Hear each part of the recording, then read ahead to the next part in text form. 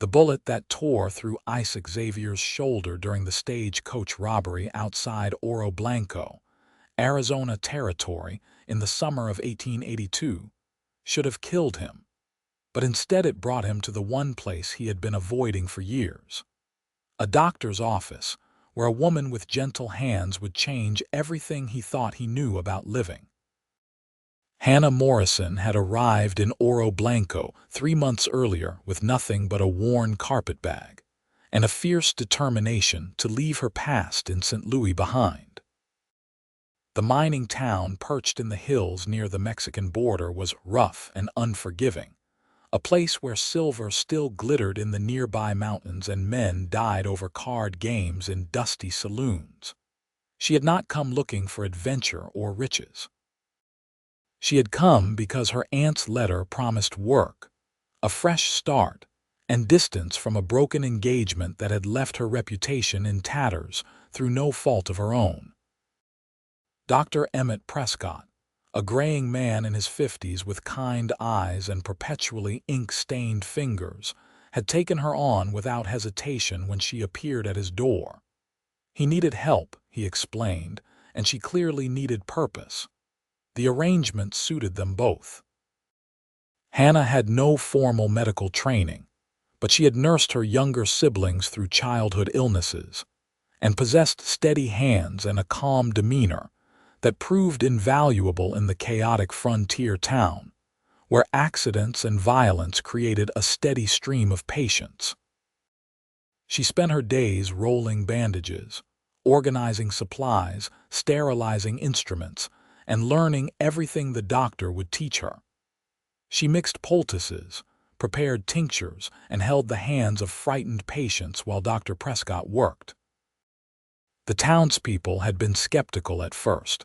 A young, unmarried woman of 22 working in such close quarters with injured men, but Hannah's professionalism and genuine compassion won them over.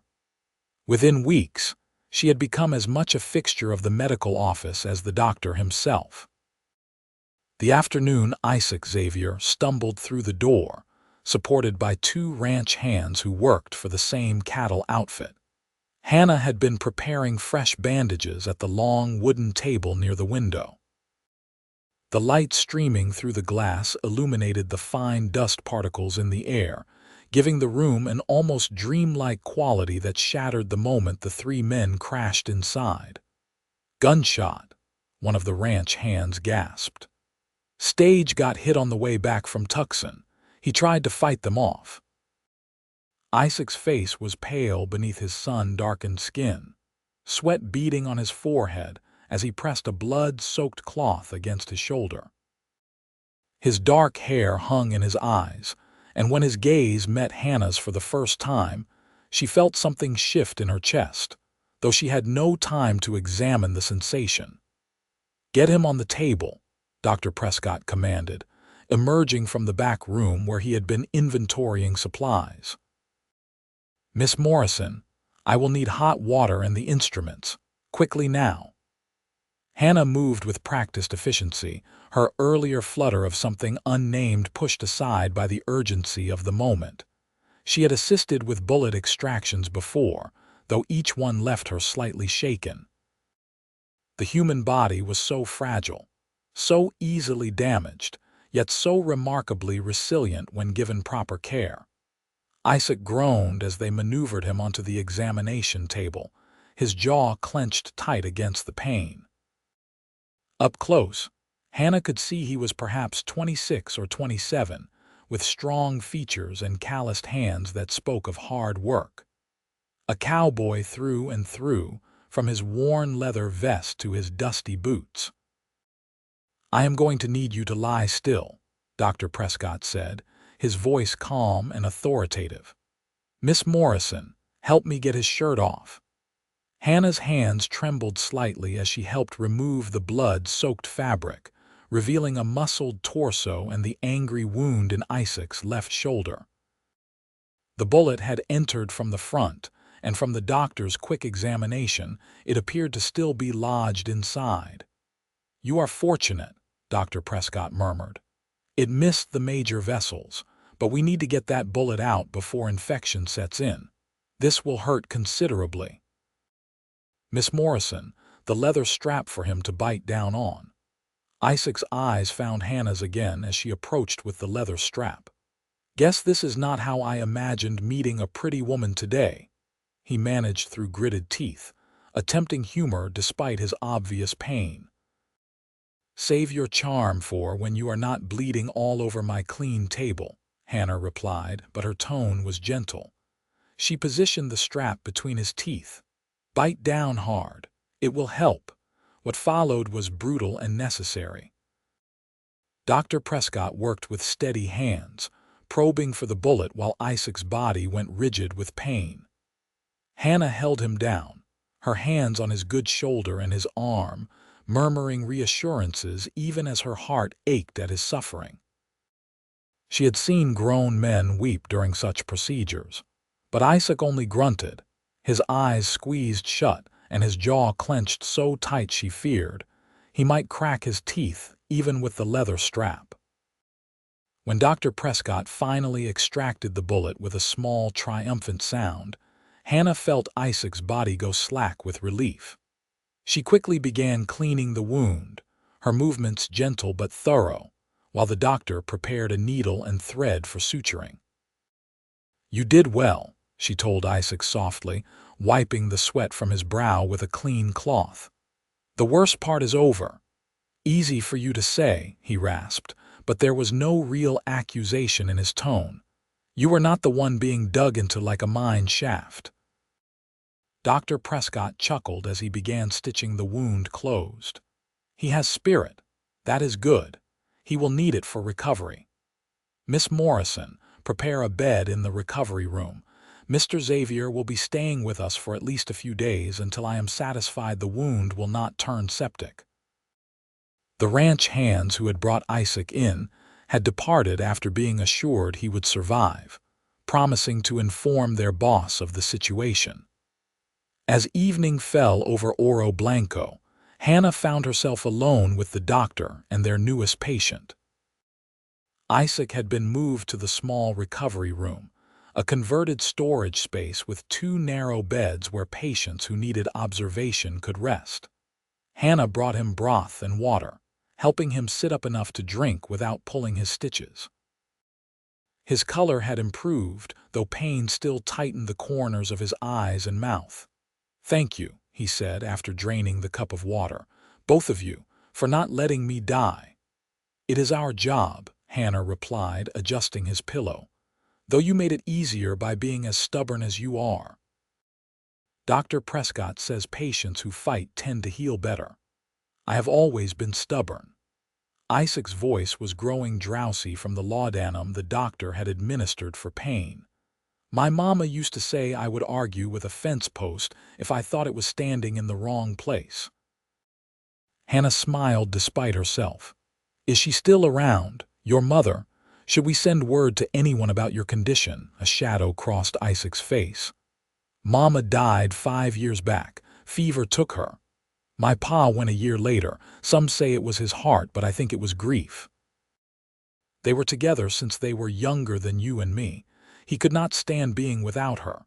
The words hung in the air, heavy with loss and a kind of wistful longing that made Hannah's throat tight. "I am sorry," she said softly. "That must have been very difficult." It was. Isaac's eyes were half closed now, the laudanum pulling him toward sleep. "But they had something real, you know, something worth grieving over.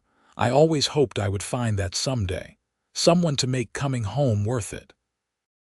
He drifted off before Hannah could respond, leaving her standing beside his bed with a strange ache in her chest. She told herself it was merely sympathy, the natural compassion she felt for all their patients. But as she watched the steady rise and fall of his breathing, she knew she was lying to herself. The next morning brought the sheriff, a weather-beaten man named Tom Reeves who had been keeping the peace in Oro Blanco for nearly a decade. He questioned Isaac about the robbery, taking notes in a small leather-bound book while Hannah changed the bandage on the wounded man's shoulder. "Got a description of them?" Sheriff Reeves asked, his pencil poised. Isaac winced as Hannah cleaned around his stitches, but his voice remained steady. 3 men. The leader had a scar across his left cheek, rode a paint horse. They knew the stage would be carrying the payroll for the Silver Bell mine. Had to be someone local who tipped them off. Inside job, then. The sheriff's expression darkened. That complicates things.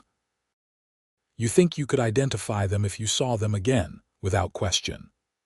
Isaac's jaw set in a hard line. One of them shot the driver. Man had a wife and 3 children. I want to see them hang for it. Hannah's hands stilled for a moment. She had not known about the driver. Another widow, more fatherless children. The violence that seemed so commonplace in this territory never ceased to shake her, though she tried not to let it show. Dr. Prescott had told her that a medical professional could not afford to become too emotional, but sometimes the weight of all this suffering felt crushing. "Easy now, Miss Morrison," Isaac said, his tone gentler. "I can see that news troubles you. I am sorry you had to hear it like that." She resumed her work, fingers careful as she applied fresh bandages. "Violence always troubles me, but that does not mean I am not capable of hearing about it. Death and injury are part of what we deal with here." "She is tougher than she looks," Dr. Prescott added from where he stood preparing medications at his work table. "Miss Morrison has assisted with everything from knife wounds to childbirth complications in the 3 months she has been here. She does not flinch from the hard work." Sheriff Reeves studied Hannah with new appreciation. "We are fortunate to have you, Miss Morrison. Lord knows this town sees more than its share of trouble. Having someone with your dedication makes a real difference." The praise brought warmth to Hannah's cheeks, though she focused on securing Isaac's bandage rather than meeting anyone's eyes.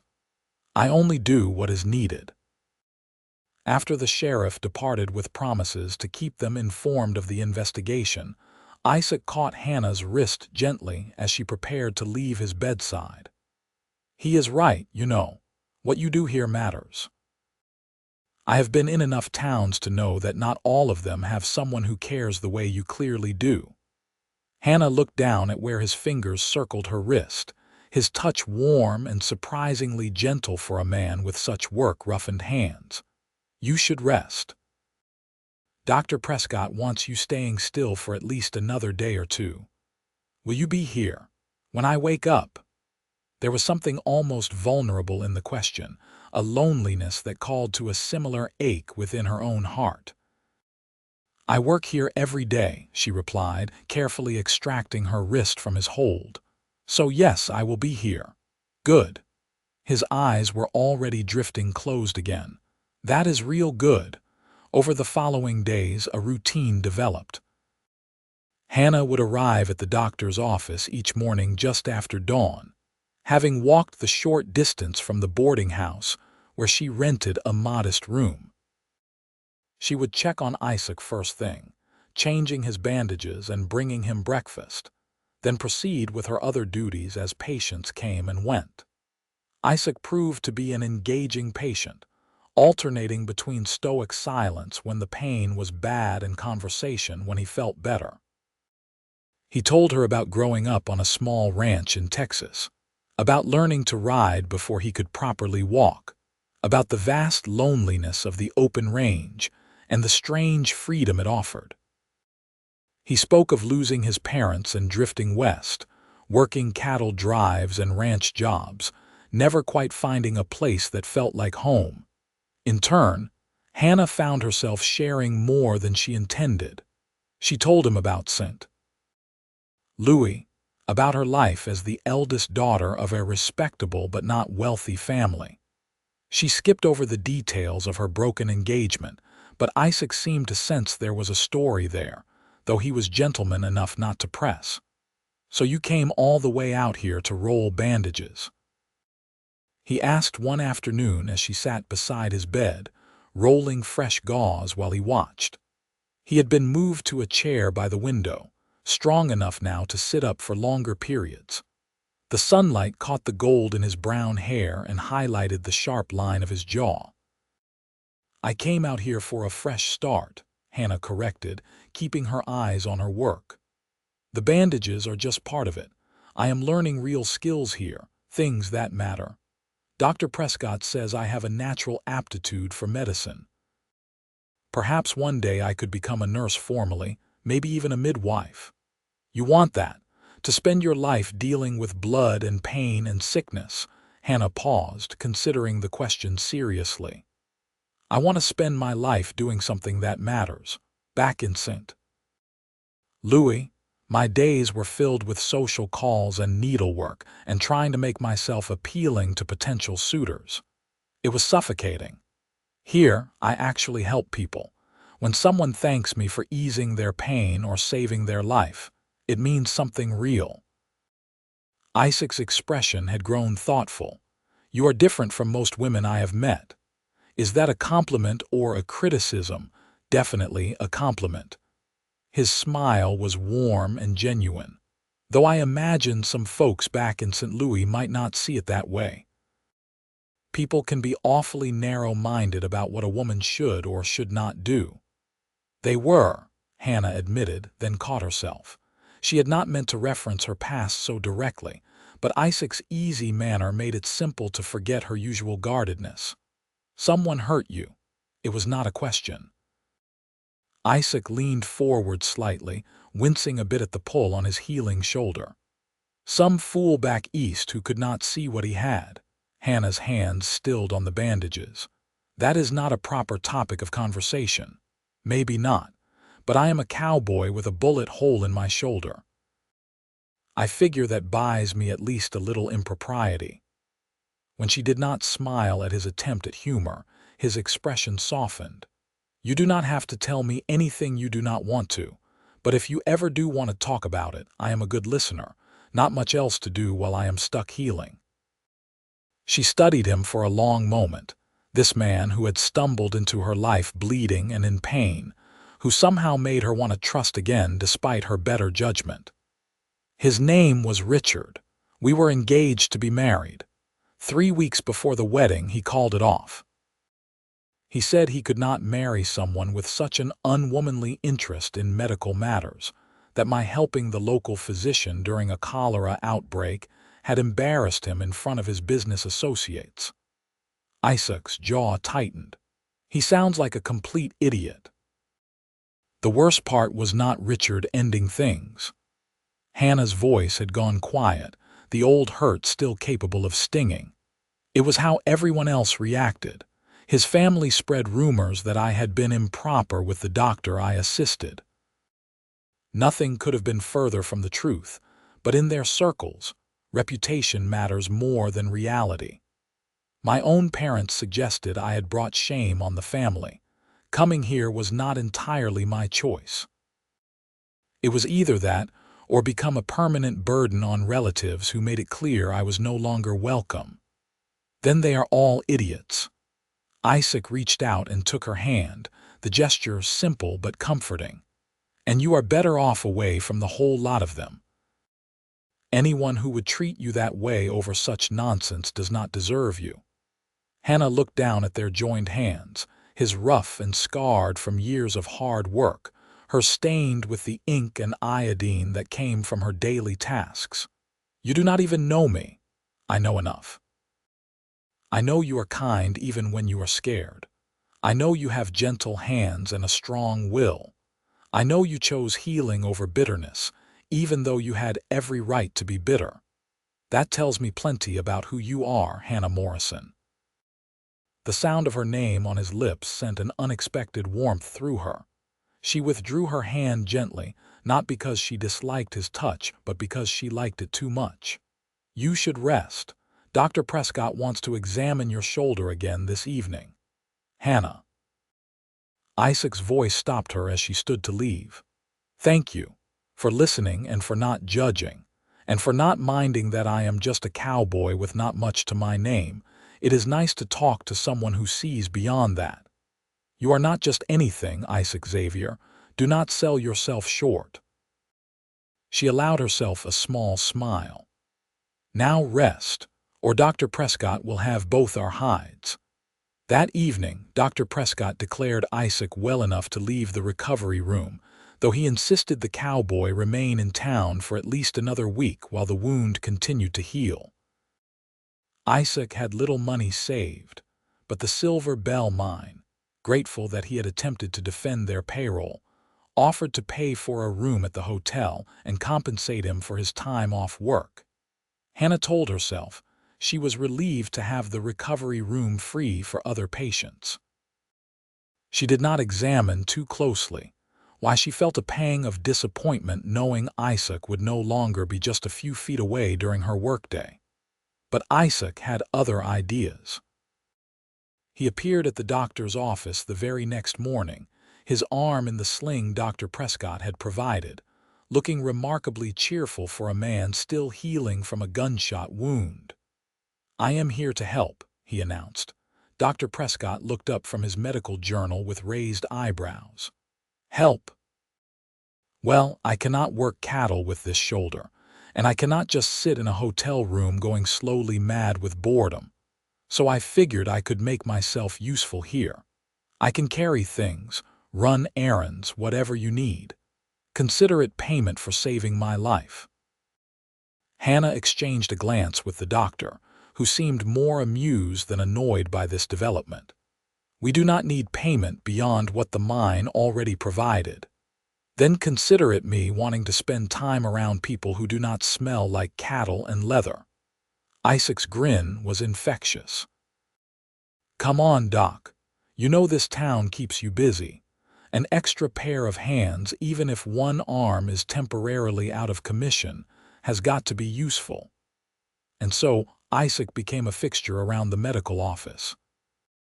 He proved surprisingly helpful, using his good arm to move supplies, accompany Dr. Prescott on house calls to carry the medical bag, and keep the wood stove stoked. More than that, his presence seemed to lift the often somber atmosphere. He joked with patients who came in scared, distracted crying children with stories about horses and cattle drives, and somehow made even the most gruesome injuries seem less frightening with his matter-of-fact attitude about pain and healing. Hannah found herself looking forward to his presence more than she wanted to admit. They fell into an easy partnership, working side by side as the summer heat baked Oro Blanco and the steady stream of patients continued. A miner with a broken leg, a child with a terrible fever, a woman in difficult labor that required all of Dr. Prescott's skill and Hannah's steady assistance through the long night. It was after that difficult birth, as dawn broke over the hills and the new mother finally slept peacefully with her infant son in her arms, that Hannah stepped outside for fresh air and found Isaac waiting on the porch. "You were in there all night," he said, offering her a cup of coffee he had somehow procured. "Thought you might need this." Hannah accepted gratefully, the hot, bitter liquid exactly what she needed. The baby was breech. Dr. Prescott had to turn him. "I thought we might lose them both for a while there. But you did not. They are both alive because you and the doc know what you are doing." Isaac leaned against the porch railing, his bad arm still in its sling but looking much healthier than he had a week ago. The bruised shadows under his eyes had faded, and his color was good. "You were amazing. I could hear you through the walls, keeping her calm, talking her through it. You have a gift for this, Hannah." She took another sip of coffee, letting the pre-dawn quiet settle around them. A rooster crowed somewhere in town, and the first rays of sunlight were painting the sky in shades of pink and gold. "I used to think I wanted a quiet life, a husband, children, a nice house, the things women are supposed to want. And now I am not sure. This work, what we do here, it feels important in a way I cannot quite explain. When that baby took his first breath and started crying, when I saw the mother's face, the relief and joy there, I felt something I never felt in St. Louis. Like I was exactly where I was supposed to be, doing exactly what I was meant to do. Isaac was quiet for a moment, studying her profile in the growing light. "Can I tell you something? And you promise not to laugh." Hannah turned to face him. "I promise. When I got shot, when those men were robbing the stage and I knew I might die, I remember thinking that I had not really done anything with my life. I had just been drifting, working jobs, moving from place to place. No real purpose, no real home, nothing that mattered." He shifted his weight, looking almost embarrassed. "But these past couple weeks, watching you and the doc work, seeing what you do for this town, it made me realize something. It is not about having a lot of money or being important. It is about being part of something that matters. About making a difference where you can." "That is not foolish at all," Hannah said softly. "I think that is one of the wisest things I have heard." "Yeah, well, getting shot apparently makes a man philosophical," but his grin was self-deprecating. "Point is, you found your purpose, Hannah. And anyone who could not see how special that is, including that Richard fellow back in St. Louis, is a damned fool who does not deserve you."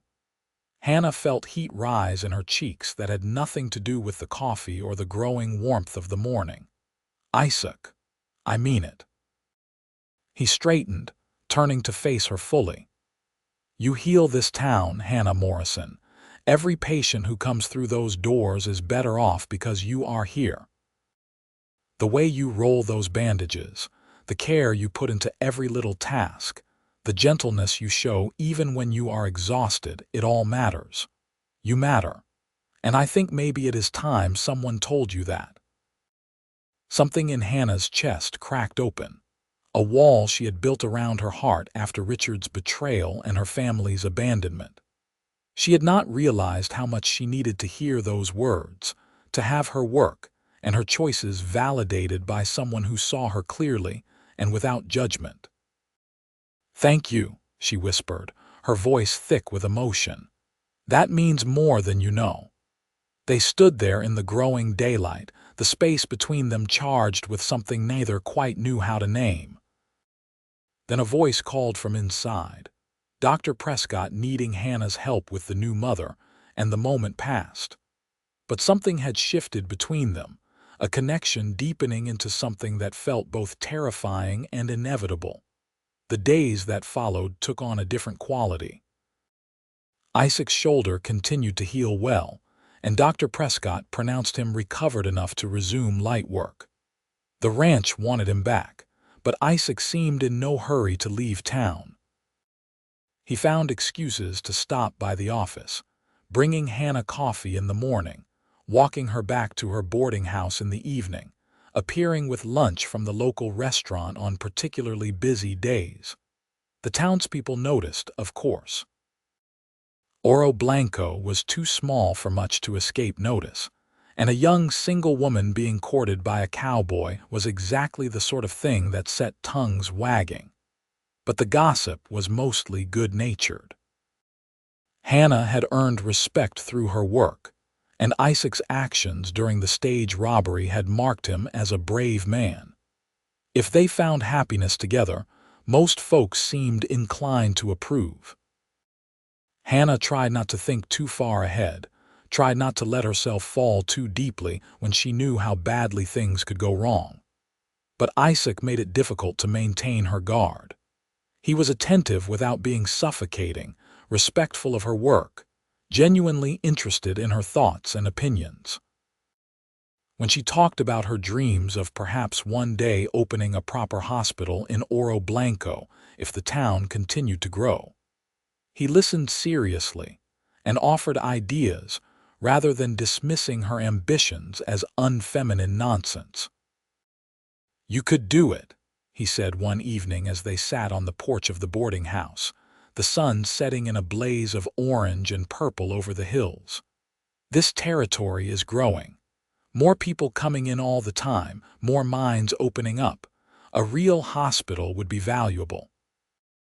"It would take money I do not have," Hannah pointed out, though she appreciated his faith in her. "And convincing people to trust a woman running such an enterprise. You have already convinced this town to trust you, And as for money, well, I have been thinking about that." Isaac turned to face her, his expression serious. "My parents left me some land back in Texas. Not much, but enough that I could sell it for a decent sum.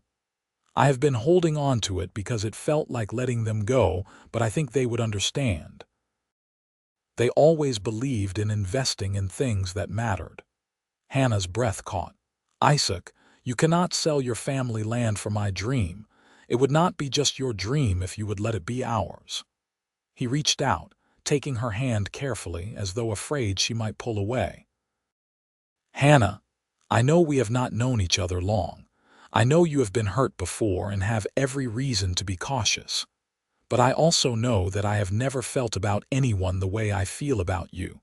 You make me want to be better, to do something meaningful with my life.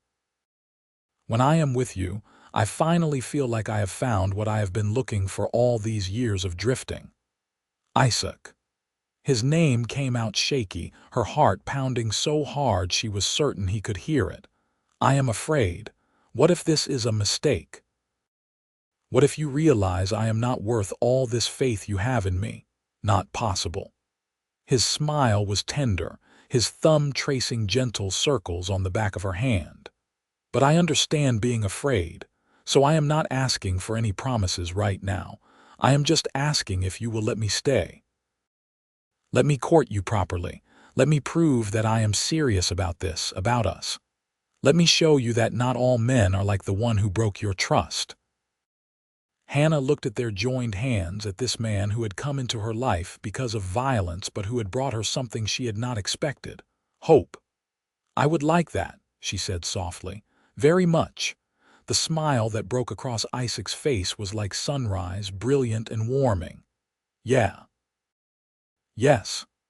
And then, feeling bold, Hannah leaned forward and kissed his cheek, quick and chaste but full of promise.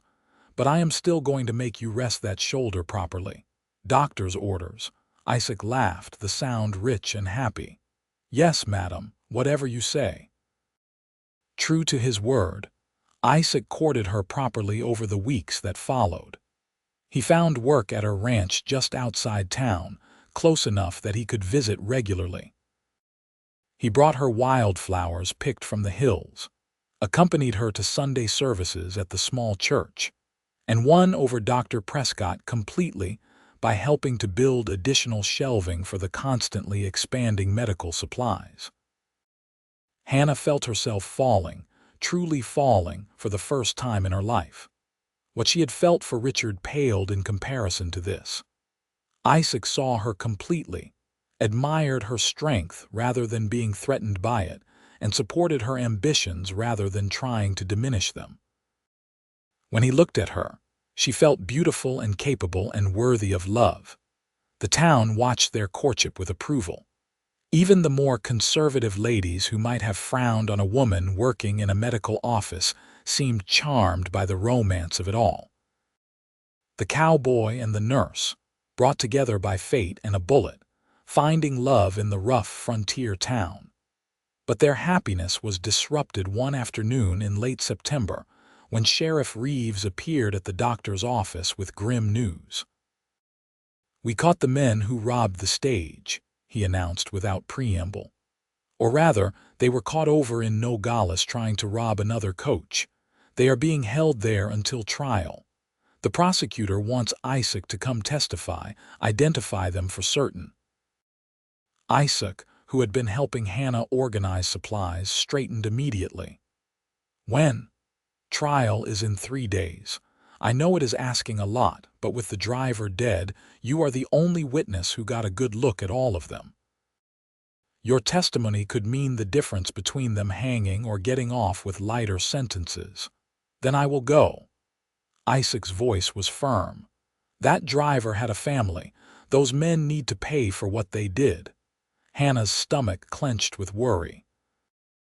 Nogales was a hard 2-day ride south, right on the border and not the safest place even in the best circumstances. It could be dangerous. What if they have friends who try to interfere? "That is why I will be going with him," Sheriff Reeves said, "along with 2 deputies. We will keep him safe, Miss Morrison. You have my word." But words felt flimsy when Hannah helped Isaac pack supplies for the journey. She prepared bandages and salves, tucking them into his saddlebag along with her worry and fear. His shoulder had healed well, but the scar was still pink and tender. What if something happened? What if he did not come back? Isaac found her in the supply room that evening, staring at rolls of gauze without really seeing them. He turned her gently to face him, his hands warm on her shoulders. "Hey, I will be fine. I have survived cattle stampedes, bar fights, and getting shot. A trip to Nogales to put some bad men away is not going to be what does me in. You cannot know that." Hannah's voice broke slightly. "Isaac, I just found you. I just started letting myself believe that maybe I could have this, have someone who actually loves me for who I am. If something happens to you, it will not." He cupped her face in his hands, his touch infinitely gentle. "But Hannah, I need you to hear something. If I do not say it now, I will regret it. I love you. I am completely, absolutely in love with you. You are the strongest, most compassionate, most remarkable woman I have ever met. You heal this town with your care and your dedication. You healed me, not just my shoulder, but parts of me I did not even know were broken. And when I come back, and I will come back, I am going to ask you to marry me. So you better spend these next few days thinking about your answer." Tears were streaming down Hannah's face now, but they were not entirely sad. "You stubborn, impossible man. You cannot just say something like that and then ride off into danger." "Sure I can. It gives you extra incentive to make sure you are here waiting when I get back." He kissed her then, properly, deeply, a kiss full of promise and longing and love. When they finally broke apart, both were breathless. "I will be back in less than a week. Keep healing this town until I do. You better." Hannah gripped his shirt, unwilling to let go just yet. "Because I love you too, Isaac Xavier, and I have already lost too much to lose you now." His smile was brilliant, joyful despite the circumstances. "Say it again. I love you." And she did, with a fierce certainty that both thrilled and terrified her. "Come back to me, always." He left at dawn the next morning, riding out with Sheriff Reeves and the deputies, while Hannah watched from the porch of the doctor's office. She kept herself busy over the following days, throwing herself into work to keep worry at bay. A miner came in with a crushed hand that required careful splinting. A child developed a terrible cough that had Dr. Prescott concerned about pneumonia until it finally broke. A woman cut herself badly while cooking, needing stitches that Hannah applied herself under the doctor's supervision. But through it all, she counted the days, calculated how long it would take Isaac to reach Nogales, testify, and return. Her nights were restless, filled with dreams of gunfire and loss. She tried to take comfort in prayer, in the routines of her work, in Dr. Prescott's matter-of-fact confidence that Isaac would return safely. On the 6th day, as evening was falling and Hannah was preparing to close up the office, she heard hoofbeats. Her heart leaped as she rushed to the window, and there he was. Isaac, dusty and tired but whole, swinging down from his horse with a grimace that suggested his shoulder was complaining about the long ride. Hannah did not remember deciding to move, but suddenly she was outside, running to him in a way that was completely improper and absolutely necessary. Isaac caught her with his good arm, holding her tight as she buried her face against his chest. "You came back. Told you I would." His voice was rough with emotion. "Always going to come back to you, Hannah." They stood there in the dusty street, holding each other as twilight deepened around them, and Hannah felt something settle in her heart. This was real. This was lasting. This was the love she had never quite believed she would find. Later, after Isaac had washed up and eaten and assured her a dozen times that the trial had gone smoothly and the robbers would hang, They sat together on the porch of the boarding house. The night was cool, stars brilliant overhead in the clear desert sky. "So," Isaac said, his arm around her shoulders, "I believe I mentioned I had a question to ask you when I got back." Hannah's heart began to race. "I believe you did." "Hannah Morrison, you are the finest woman I have ever known. You are smart and strong and kind and everything I never knew I was looking for. I am just a cowboy without much to my name, but I swear I will spend every day trying to be worthy of you. Will you marry me? Will you let me spend the rest of my life loving you and supporting your dreams and being part of what you build here?" She turned to face him fully, her eyes bright with tears that were entirely happy. "Yes, 1,000 times yes." Isaac pulled out a simple gold band, clearly old but polished to a shine. "It was my mother's. She told me once to give it to a woman who was strong enough to be a true partner, not just a wife. That is you, Hannah, in every way that matters." Hannah let him slip the ring onto her finger, marveling at how perfectly it fit, as though it had been waiting for her all along. "Your parents would have liked me. They would have loved you." Isaac kissed her softly. "Just like I do, just like I always will." They were married a month later in a simple ceremony at the church, with most of Oro Blanco in attendance. Dr. Prescott gave Hannah away, tears in his eyes as he told her how proud he was of the woman she had become. The ranch hands from Isaac's outfit showed up in their cleanest shirts, hooting and hollering when the preacher pronounced them husband and wife. Even Sheriff Reeves attended, bringing a handmade wooden clock as a wedding gift. Hannah wore a simple white dress, altered from one in the general store, and carried wildflowers that grew in the hills. Isaac wore a new black suit that made him look almost unbearably handsome, though he kept tugging at the collar as though unused to such formal attire.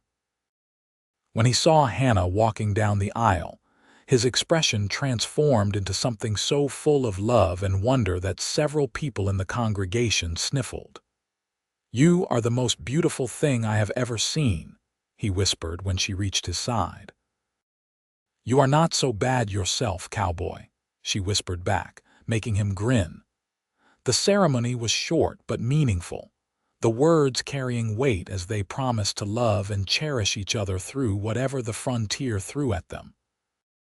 When Isaac kissed his bride, someone in the back started clapping, and soon the whole church erupted in applause and cheers. The reception was held at the hotel, with music and dancing and more food than Hannah had seen since leaving St. Louis. The townspeople had clearly put considerable effort into celebrating, and Hannah felt overwhelmed by the outpouring of affection. These people had become her family, this rough mining town her home in a way St. Louis never had been. "Happy?" Isaac asked as they danced, his hand warm on her waist. "Happier than I knew was possible," Hannah admitted. "When I came to Oro Blanco, I thought I was running away, but I was actually running toward this, toward you, toward the life we are going to build together. We are going to build something amazing," Isaac promised. "You will have your hospital. I will make sure of it. We will save up, sell that land in Texas, and make your dream real. Our dream."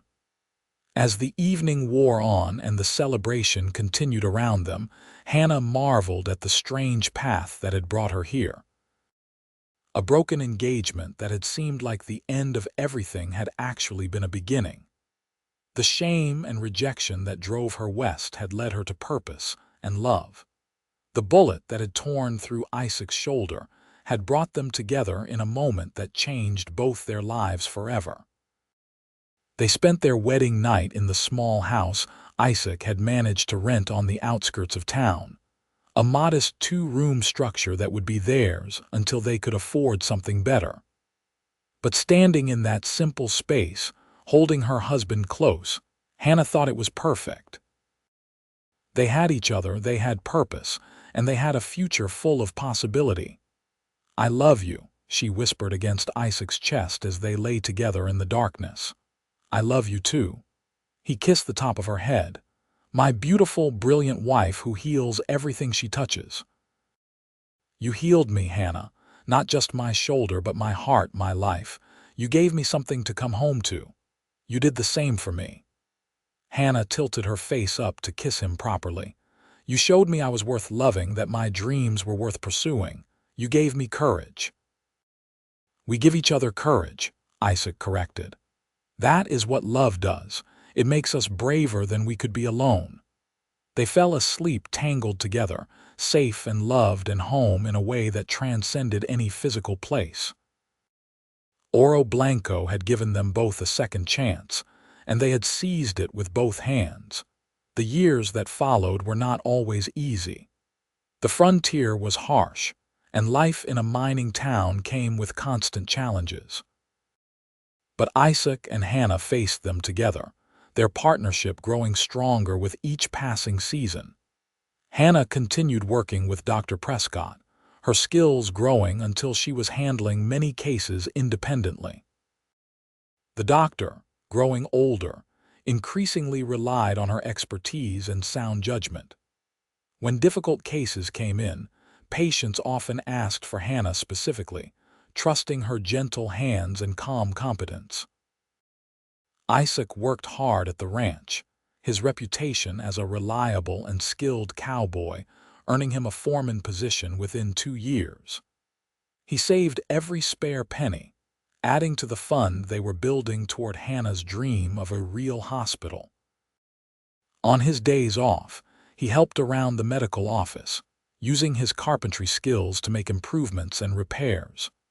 Their first child arrived in the spring of 1884, a healthy boy they named Daniel Isaac Xavier. Hannah had been terrified during her pregnancy, worried about something going wrong, but Dr. Prescott and Isaac had been steady presences throughout. When she finally held her son with Isaac's arms around them both, she felt a completeness she had never imagined possible. "He is perfect," Isaac breathed, his voice thick with emotion as he looked at their tiny son. "Just like his mother." "He has your stubborn chin," Hannah teased, though her own eyes were wet with happy tears. "Lord help me raising 2 stubborn Xavier men." Daniel proved to be a happy, healthy baby who loved being at the medical office. Hannah fashioned a sling to carry him while she worked, and he would gurgle contentedly as she rolled bandages or mixed medications. The patients loved him, and his presence seemed to bring additional warmth to the healing space. 18 months later, their daughter arrived, and they named her Clara Ruth after both their mothers. She was tiny and fierce from the start, wailing with impressive volume that made Isaac laugh and declare she definitely took after Hannah's determination. Between raising their growing family and working, the hospital fund grew steadily. Isaac did eventually sell his family land in Texas, and while it was bittersweet, he said he could feel his parents' approval. They would want their legacy used for something meaningful, and what could be more meaningful than healing? In 1886, Dr. Prescott fell ill. It started as a cough he dismissed as nothing serious, but Hannah recognized the signs of tuberculosis and felt her heart break. The doctor had been her mentor, her advocate, the father figure who had believed in her when her own family had turned away. She nursed him through the long months of his decline with all the skill and tenderness he had taught her, but they both knew the outcome was inevitable. "Promise me something," Dr. Prescott said one afternoon as Hannah sat beside his bed, holding his age-spotted hand. "Promise me you will keep going. This town needs you, Hannah. You have a gift, and it would be a crime to waste it out of grief." "I promise," Hannah whispered, tears streaming down her face. "But I do not know if I can do it without you." "You can. You have been doing it for years already." "I have just been the official name on the door," he smiled weakly. "And you have Isaac. That man would move mountains for you. Between the two of you, you will build something wonderful." Dr. Prescott died peacefully 3 days later, with Hannah and Isaac both at his bedside. The town mourned deeply, recognizing the loss of a man who had dedicated his life to their well-being. But they also looked to Hannah, and in their eyes she saw trust and expectation. She was the healer now, whether she felt ready or not. The transition was difficult. There were moments Hannah doubted herself, times she desperately wished she could ask Dr. Prescott's advice on a complicated case. But Isaac was always there, supporting her, believing in her even when she struggled to believe in herself. And gradually, her confidence grew. She was not just the doctor's assistant anymore. She was the doctor, in all but the formal title that the medical establishment still largely denied to women. With Dr. Prescott's death came an unexpected gift. His will left the medical office and all his equipment to Hannah, along with a letter expressing his pride in her and his conviction that she would carry on his work with honor. The gesture moved Hannah deeply and gave her the foundation she needed to expand. Using their savings and a loan from the Silver Bell mine, which had prospered greatly and wanted to ensure continued medical care for their workers, Hannah and Isaac began work on the hospital in early 1887. It would not be large or fancy, just a solid building with 6 beds, a proper surgery room, and space for medical supplies. But it would be theirs, a testament to dreams pursued and obstacles overcome.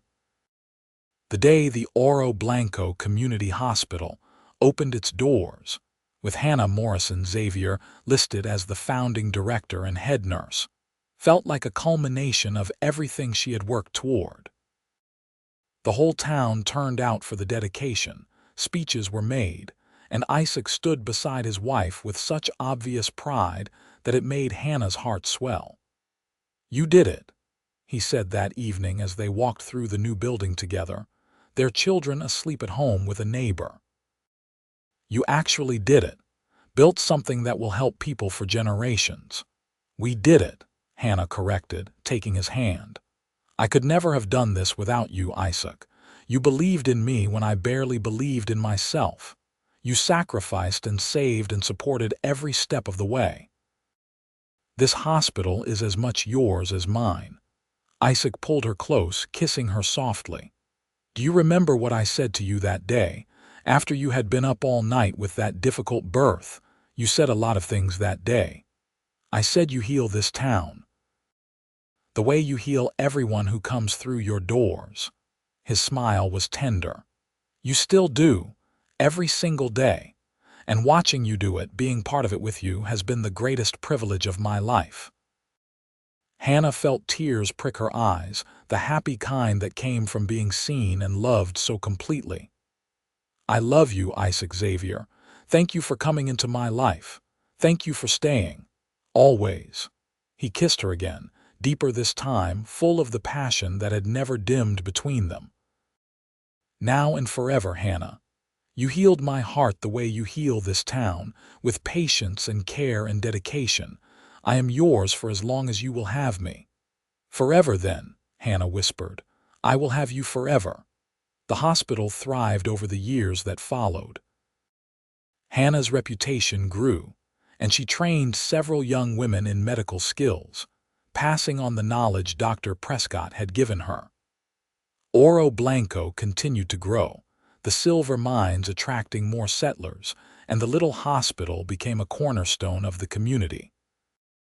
Isaac eventually left ranch work to manage the hospital's business affairs, handling supplies and finances, and dealing with the mining companies and other institutions.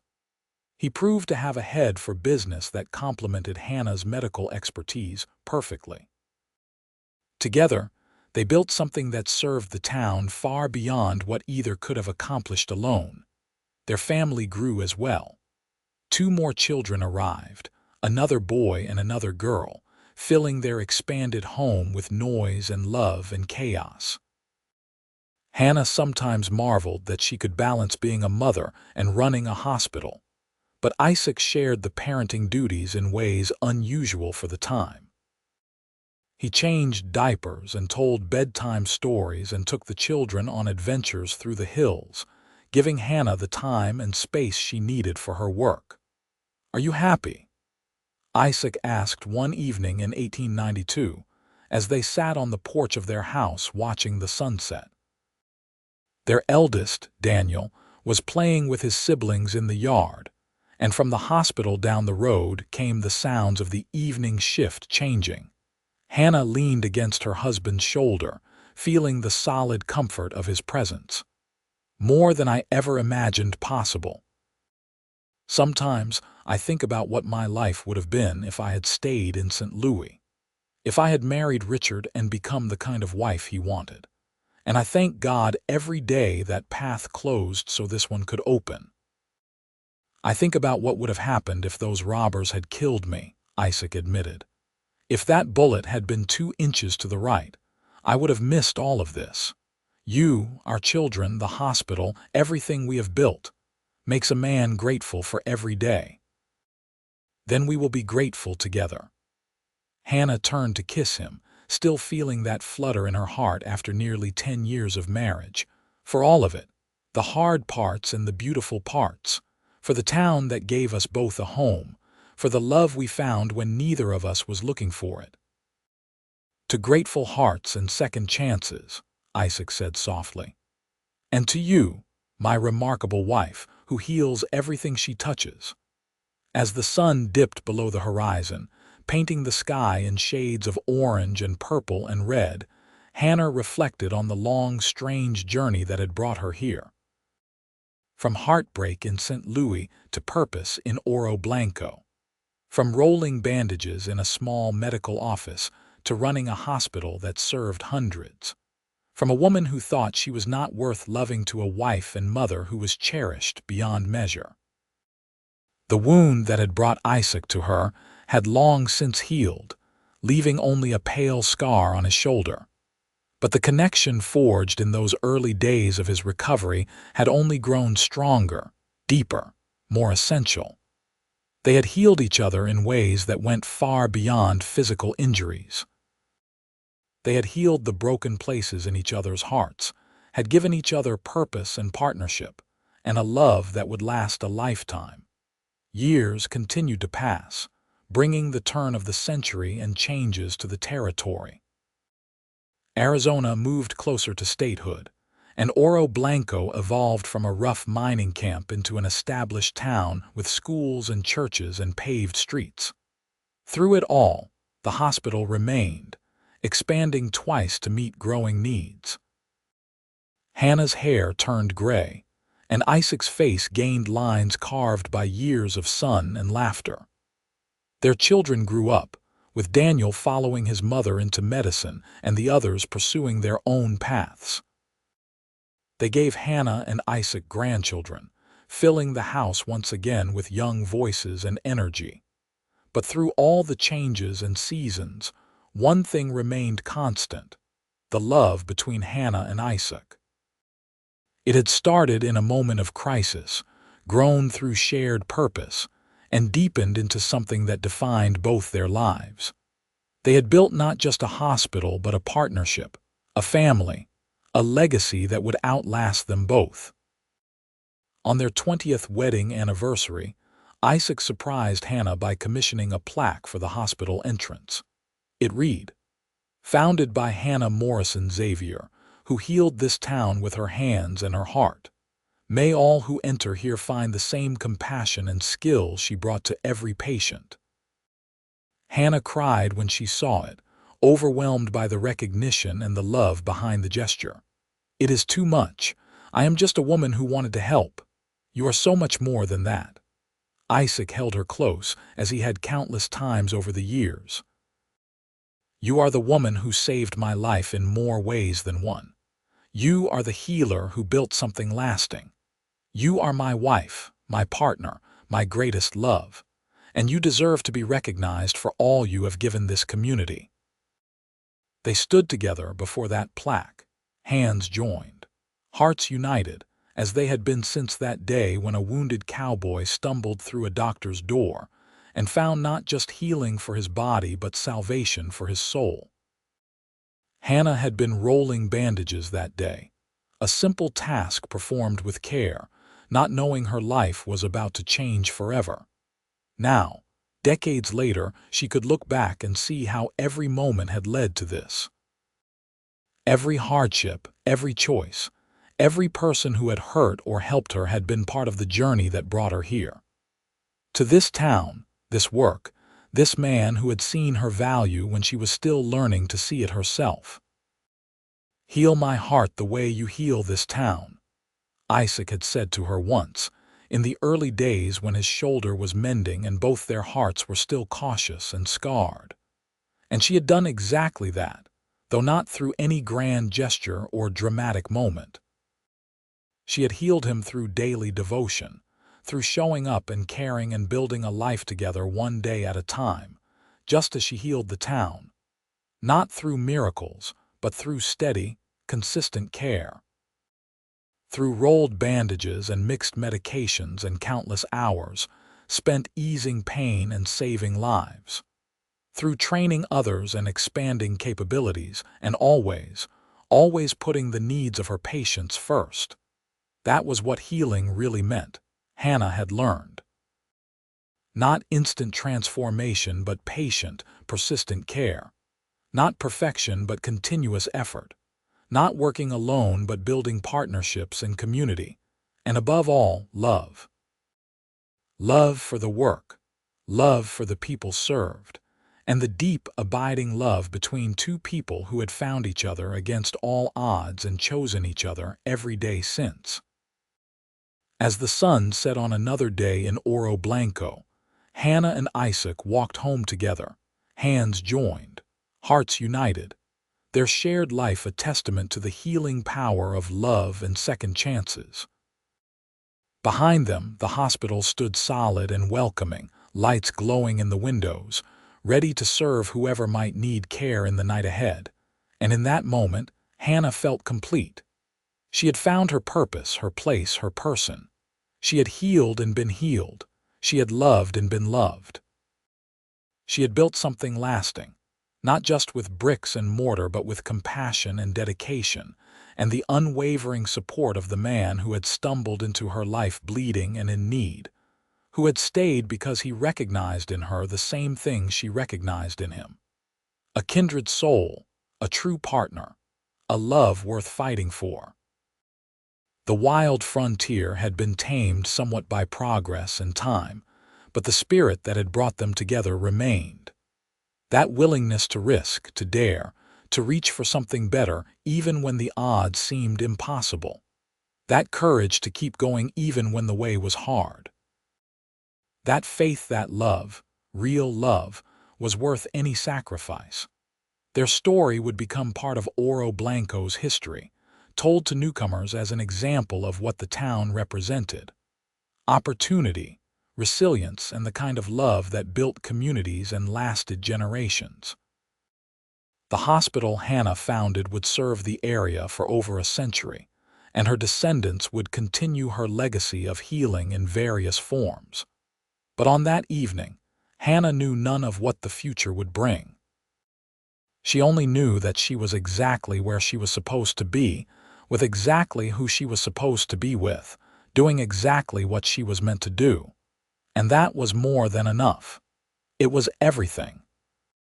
As they reached their home, their youngest daughter ran out to greet them, chattering about her day, and Isaac scooped her up with a laugh.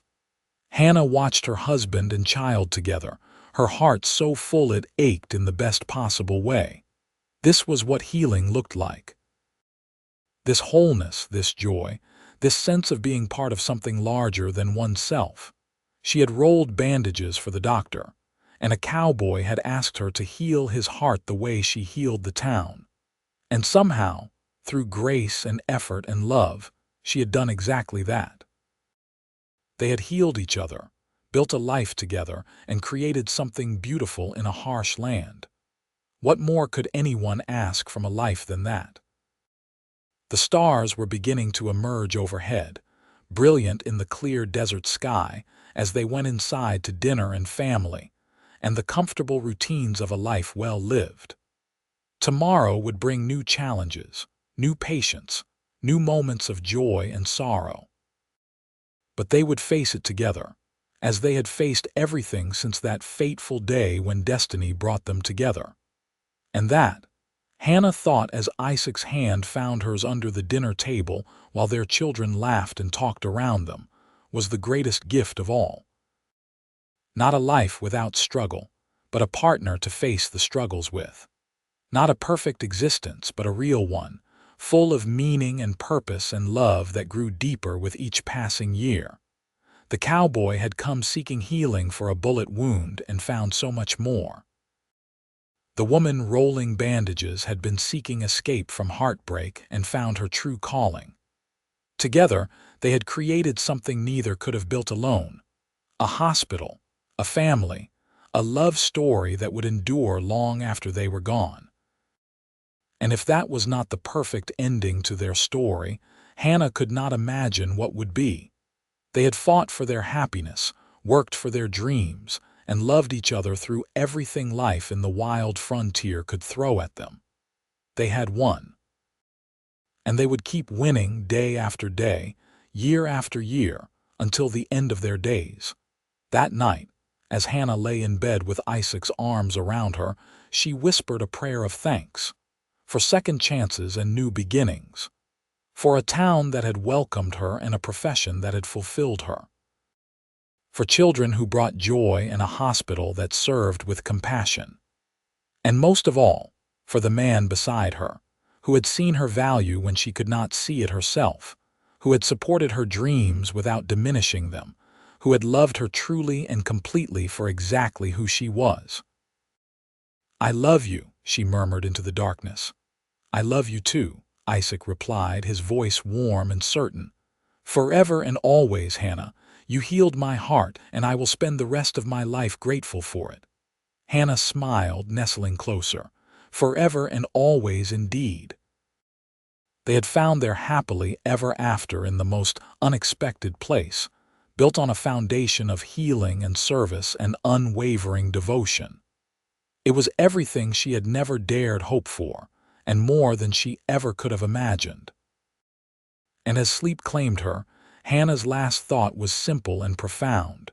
She was home, not just in a place but in a life, in a love, in a purpose that made every hardship worthwhile. She had healed this town, and in doing so she had healed herself, and that made all the difference. The end.